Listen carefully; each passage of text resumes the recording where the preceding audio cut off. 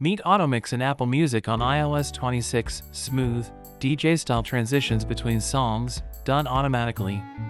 First, open the Music app on your iPhone and start playing any playlist or album. Now, tap the three dots in the top right corner of the Now Playing screen to open more options.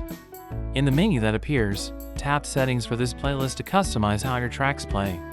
Find AutoMix in the playback settings, then tap the AutoMix switch to turn it on. AutoMix is now enabled for this playlist. Your songs will blend with smooth crossfades automatically.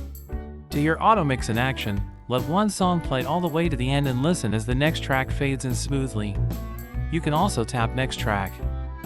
AutoMix will still blend the current song into the next one instead of cutting it off. Want normal, instant skips again? Just go back to Settings for this playlist and turn AutoMix off. Remember, AutoMix is set per playlist or album.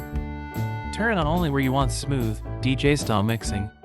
Use AutoMix for workouts, parties, or focus sessions to keep the energy flowing without awkward silence. And that's it. In iOS 26, AutoMix makes your Apple Music playlists feel like they're always hosted by your own personal DJ.